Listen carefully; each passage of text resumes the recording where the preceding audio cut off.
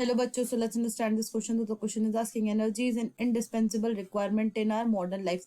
Explain the statement with 3 examples. मतलब इसमें ये पूछ रहा है कि जो हमारा एनर्जी है वो एक ऐसी रिक्वायरमेंट है जिससे हम झुटला नहीं सकते हमारे मॉडर्न लाइफ में. इसके बिना हम सर्वाइव कर ही नहीं सकते. तो इस स्टेटमेंट को हमें समझाना है विद 3 एग्जाम्पल्स. इसका की कंसेप्ट होगा एनर्जी रिसोर्सेज. एनर्जी, तो सबसे पहले बात यहाँ पे ये आती है कि एनर्जी हमें जरूरत क्यों पड़ती है. सबसे पहला तो हर एक्टिविटीज के लिए.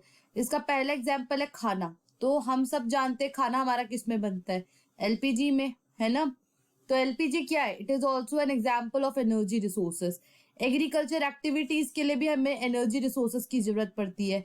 जैसे कई जो किसान होते हैं वो खेती के लिए क्या यूज करते हैं, ट्रैक्टर यूज करते हैं. ट्रैक्टर किससे चलती है, वो हमारा डीजल से चलती है, पेट्रोल से चलती है, राइट. और अगर हम बात करें प्रोपेल व्हीकल्स, तो व्हीकल्स तो हमारा बहुत सारे टाइप के होते हैं. जैसे कार हो गया, वैन हो गया, है ना. तो ये सब चलती किससे है, डीजल से, पेट्रोल से. And it is also an example of energy resources. अब एनर्जी रिसोर्सेज दो टाइप की होती है. एक होती है कन्वेंशनल सोर्स ऑफ एनर्जी, एक होती है नॉन कन्वेंशनल. कन्वेंशनल मतलब हो गई कि जो हमारी लिमिटेड क्वांटिटी में होगी.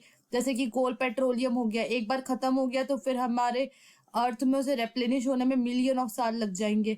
नॉन कन्वेंशनल की बात करें तो सोलर एनर्जी हो गई, विंड एनर्जी हो गई, सब कभी खत्म नहीं होगी, है ना. इसे रिन्यूएबल एनर्जी भी बोलते हैं.